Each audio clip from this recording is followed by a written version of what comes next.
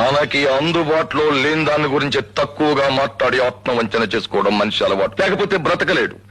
అందమైన భార్య దొరకని వాడు ఆ అందంలో ఏముందిలే, మనస్సు మంచిదైతే చాలు అంటాడు.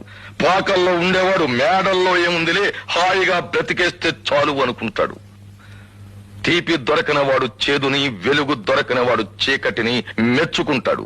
అలాగే నీలాంటి దరిద్రులు డబ్బులు క్షోకం చేసి మాట్లాడతారు. రామ్మోహన్ రావు గారు, ఏం దరిద్రుడు అన్నానని కోపం వచ్చిందా? అదేం తిట్టు కాదబ్బాయ్, డబ్బు లేని వాడిని పిలిచే ఒక మామూలు పిలుపు. రామ్మోహన్ రావు గారు, డబ్బు లేక దరిద్రులైన వాళ్ళని చూసి జాలి పడచ్చు కానీ ఒక సంస్కారం లేని దరిద్రుని క్షమించలేం. చూడండి, డబ్బు సంపాదించడమే నా ధ్యేయం అయితే 5 సంవత్సరాల్లో 50 లక్షలు సంపాదిస్తాను. పిచ్చివాగుడు కట్టిపెట్టి 5 సంవత్సరాల్లో 50 లక్షలు. హత్యలు చేస్తావా, దోపిడీ చేస్తావా, బ్యాంకులను లూటీ చేస్తావా? అవి